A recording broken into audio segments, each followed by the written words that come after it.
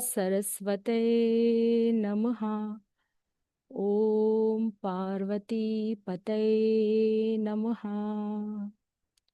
तो अब हम इसे शुरू कर रहे हैं।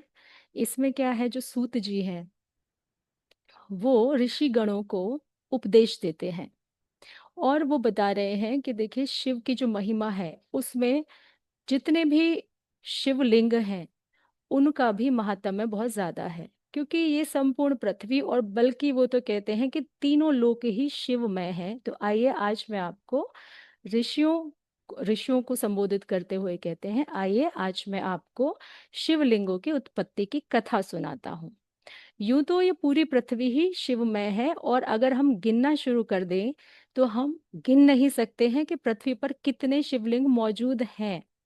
लेकिन मैं आपको उन 12 प्रमुख लिंगों का वर्णन सुनाता हूं जो जिनका दर्शन मात्र करने से जो भक्त लोग हैं उनके दुख दरिद्र और संताप दूर होते हैं।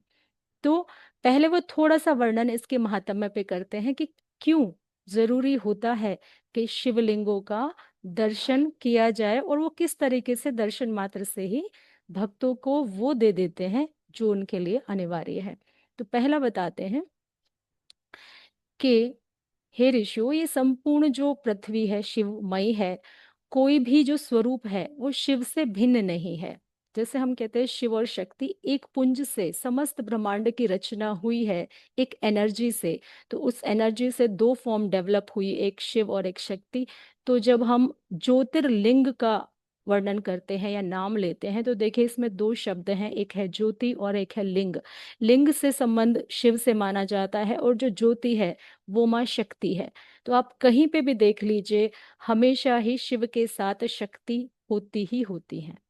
तो बात बता रहे हैं कि ये क्यों किया उन्होंने शिवलिंगों का निर्माण जगह जगह, क्योंकि वो स्वयं चाहते थे कि जो व्यक्ति है जो आगे जैसे लोग बढ़े तो क्या हुआ, धीरे धीरे आस्था कम होती गई, कुछ झूठे लोग आने लगे तो विश्वास कम होने लगा और कुछ आडंबर फैल गए। तो जो डायरेक्ट एक संबंध ईश्वर से था, बताया जाता है कि सतयुग में जो है ईश्वर से साक्षात बात होती थी, वो लोग यहाँ आते थे देवी देवता और मनुष्य भी उनसे डायरेक्ट बात करते थे। लेकिन जैसे जैसे स्तर गिरा वैसे वैसे क्या हुआ, चीजें लुप्त होने शुरू हो गई और इंसान ने सोचा हमारे अंदर तो वो एबिलिटी है ही नहीं, हम कैसे कर सकते हैं। तो जब वो ऐसे स्तर पे आने लगा तो ईश्वर ने भी कुछ तरीके निकाले। तो उन्होंने जगह जगह अपने चिन्ह छोड़ दिए कि आप साक्षात रूप से मुझसे बात ना कर सको लेकिन मैं ऊर्जा रूप में इन इन स्थानों पर विद्यमान हूं। तो ये कहते हैं सूत जी कि इसीलिए शिव कृपा से, शिव ने कृपा की भक्तों के ऊपर और वो स्वयं लिंग के रूप में स्थापित हो गए। तो हे ब्राह्मणों, भूमंडल में जो लिंग है उसकी गणना नहीं की जा सकती है, लेकिन फिर भी एक बार म्यूट कीजिए अपने आप को आप अनम्यूट। तो उन्होंने फिर 12 ज्योतिर्लिंगों का वर्णन उनको बताया कि कौन कौन से 12 ज्योतिर्लिंग हैं। इनमें से आज सबसे पहला ज्योतिर्लिंग है जिसका नाम है सोमेश्वर ज्योतिर्लिंग। आज हम उसके बारे में सुनेंगे कि वो कैसे बना, उसकी उत्पत्ति कैसे हुई और वो कहाँ स्थित है आज के समय में। तो ये जो सोमनाथ ज्योतिर्लिंग है जिसको सोमेश्वर भी कहा जाता है, ये जो है प्रभास क्षेत्र में गुजरात में स्थित है, वीरावल स्थान पर। समय के साथ नाम चेंज भी हो सकते हैं क्योंकि उसमें सिर्फ प्रभास क्षेत्र लिखा गया है।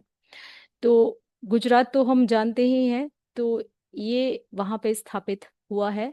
अब ये कैसे बना, तो ये जो जितने भी ज्योतिर्लिंग हैं इनके कुछ उपलिंग भी होते हैं। तो जो सोमनाथ ज्योतिर्लिंग है इसका जो उपलिंग है उसके बारे में बताते हैं। इसका नाम है अंतःकेश्वर। अंतःकेश्वर भी वहां से कुछ ही दूरी पर स्थित है और जो लोग सोमेश्वर के दर्शन करते हैं वो अंतःकेश्वर के भी दर्शन करते हैं क्योंकि इसमें भी शिव की ही ऊर्जा विद्यमान है। तो ये महानदी के तट पर स्थित है जिसे कि समुद्र का संगम भी कहा जाता है। अब सूत जी बताते हैं कि क्या प्रादुर्भाव हुआ। तो ये कहानी वैसे तो हम सब जानते हैं जिन्होंने शिव पुराण देखी भी होगी या पढ़ी भी होगी, लेकिन कथा के माध्यम से अब क्योंकि कहानी उससे रिलेटेड है तो जो जानते हैं अच्छी बात है, नहीं भी जानते हैं तो बार बार कथा कहानी सुनने से क्या होता है कि हमें उसका फल अवश्य मिलता है। एक बात और ये कहते हैं कि कोई भी जो ज्योतिर्लिंगों का सुबह उठकर नाम मात्र भी ले लेना, 12 ज्योतिर्लिंगों का नाम मात्र भी ले ले, तो प्रभु इतने दयालु हैं कि उसके भी कष्ट हर लेते हैं। तो ऐसा हमारे पुराणों में बताया गया है। अब कहते हैं कि काफी समय पहले की बात है कि जब प्रजापति दक्ष होते हैं, और प्रजापति दक्ष की बहुत सारी कन्याएं होती हैं, तो जब वो अपनी कन्याओं का विवाह करते हैं तो उसमें से वो 27 कन्याओं का विवाह चंद्रमा के साथ कर देते हैं। जो चंद्र ग्रह हैं उनके साथ कर देते हैं, 27 कन्याएं प्रजापति दक्ष उनको दे देते हैं। अब होता क्या है कि 27 कन्याएं जो हैं उनमें जो एक कन्या होती है रोहिणी, उसके प्रति जो चंद्रमा है ज्यादा आसक्त रहते हैं, उनको ज्यादा प्रेम करते हैं, और जो बाकी उनकी पत्नियां हैं उनकी तरफ उनका विशेष ध्यान नहीं होता। तो होता क्या है कि धीरे धीरे और पत्नियां जो हैं ये देखती हैं और सोचती हैं कि हमारी क्या गलती थी, जो हमारे पति हमारे प्रति किसी भी तरह का मोह नहीं रखते, हम उन्हें किसी भी तरह से आकर्षित क्यों नहीं कर पाते। काफी समय गुजर जाता है। उनकी वो जो सती हैं, जो पार्वती माँ सती के रूप में पहले आई थी, वो सती की ही बहनें हैं सारी, क्योंकि प्रजापति दक्ष के यहाँ ही सती का जन्म हुआ था। और जो रोहिणी है वो भी सती की ही बहन है। तो होता क्या है कि जब सारी पत्नियां परेशान हो जाती हैं, चंद्रमा की कोशिशें करके हार जाती हैं, तो वो अपने पिता राजा दक्ष के पास पहुंचती हैं और पूरी व्यथा बताती हैं, जो कहानी है बताती हैं। तो राजा दक्ष जो हैं सोचते हैं कि चलिए मैं चंद्रमा को प्रार्थना पूर्वक समझाने का प्रयास करूंगा। वो चंद्रमा के महल में पहुंचते हैं, उनको समझाते हैं कि जितनी भी पत्नियों का जो तुम्हें भार सौंपा गया है, जो तुम्हें ये जिम्मेदारी सौंपी गई है, इसको तुम्हें निभाना चाहिए, नहीं तो तुम पाप के भागीदार बन जाओगे। पहले के जमाने में छोटी छोटी चीजों के लिए भी उनको समझाया जाता था, बताया जाता था कि इस चीज का ये पाप है।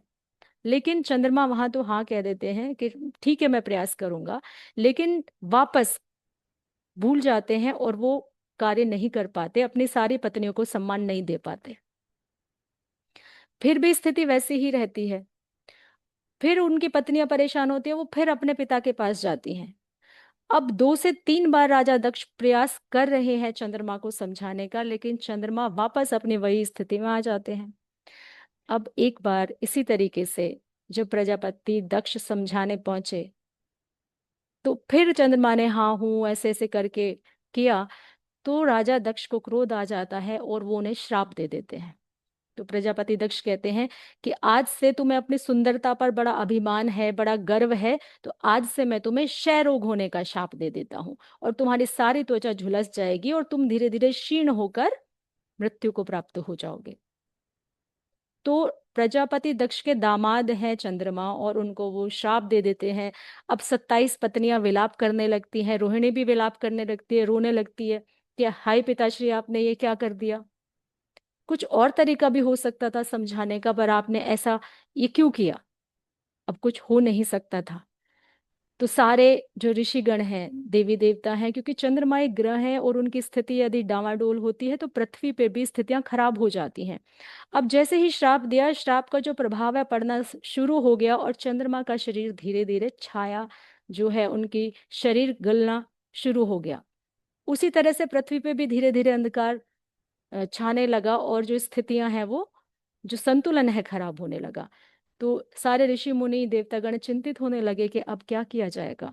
ऐसी स्थिति में वो ब्रह्मा जी के पास गए।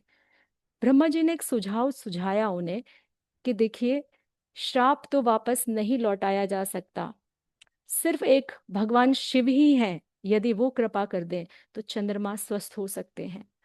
तो उन्हें उपाय बताते हैं।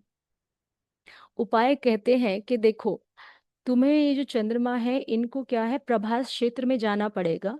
प्रभास क्षेत्र में जाके इनको एक शिवलिंग की स्थापना करनी होगी, और इनको वहां महामृत्युंजय मंत्र का जाप करना होगा। यदि इस मंत्र के प्रभाव से भगवान शिव प्रसन्न हो जाते हैं तो इनको रोग से मुक्त कर देंगे। अब इस उपाय को करने के लिए जो चंद्रमा होते हैं, ये जो प्रभास क्षेत्र है ये गुजरात की ही बात हो रही है, तो उस क्षेत्र में पहुंच जाते हैं जहां आज सोमेश्वर ज्योतिर्लिंग स्थापित है। और वहां वो मिट्टी से एक शिवलिंग का निर्माण करते हैं, चंद्रमा। और वहां बैठकर वो पूरे 6 महीने तक महामृत्युंजय मंत्र का चारण करते हैं। तो उस मंत्र को करते करते जब 6 महीने व्यतीत हो गए, तो इतने महीनों में उसका जप 10 करोड़ बार हो चुका था। तब भगवान भोलेनाथ प्रसन्न होते हैं और उनको वर मांगने को कहते हैं। तब चंद्रमा अपने स्थिति का बखान करते हैं कि प्रभु ऐसे ऐसे बात हुई। तब ईश्वर कहते हैं कि देखो, अब से जो ये तुम्हारा क्षय रोग है ये दूर हो जाएगा। और मैं यही इसी स्थान पर, क्योंकि चंद्रमा का नाम सोम है, जब हम उनके पर्यायवाची पढ़ते हैं तो सोम चंद्रमा को कहा जाता है। तो इसी वजह से सोम के साथ ही उन्होंने अपना भी नाम जोड़कर उसको सोमेश्वर कर दिया।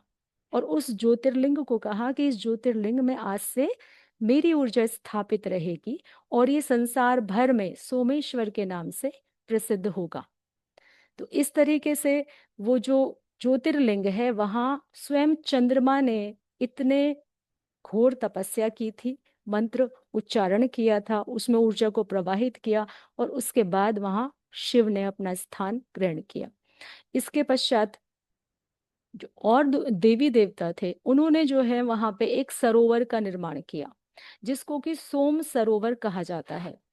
जो लोग वहां जाते हैं वो जानते हैं कि उस सरोवर में लोग स्नान करते हैं। और जिनको क्षय रोग हो जाता है या कहिए कोढ़ हो जाता है, जिसका जो लाइलाज होता है, सोराइसिस वगैरह, त्वचा की जितनी भी बीमारियां होती हैं, चर्म रोग या कुछ कुछ भी इस तरीके के, अगर कहते हैं अगर वहां कोई 6 महीने लगातार रह ले और रोज एक एक दिन स्नान करे, वहां पे आज भी यही मान्यता है, वहां के लोग मिट्टी भी लाते हैं कि वहां स्नान करने से उसका वो रोग जड़ से खत्म हो जाता है। उसका कारण यही है क्योंकि जब वहां चंद्रमा का रोग खत्म हो गया, तो आम जन को वो लाभ पहुंचाने के लिए ईश्वर स्वयं वहां विराजित हुए और उनकी ज्योति वहां निवास करती है। और वो जो ज्योतिर्लिंग है, जैसे जो स्वयं से प्रकट हो, उनको स्वयंभू कहा जाता है। तो इसी तरीके से ये ज्योतिर्लिंग जो है वो भी वहां स्वयंभू है, क्योंकि उनका निर्माण बहुत प्राचीन काल से है। देखिए, प्रारूप तो बदलता रहता है कि पिछले टाइम में क्या हुआ क्या नहीं हुआ, पर ऐसा हमारे धर्म ग्रंथ हमें बताते हैं।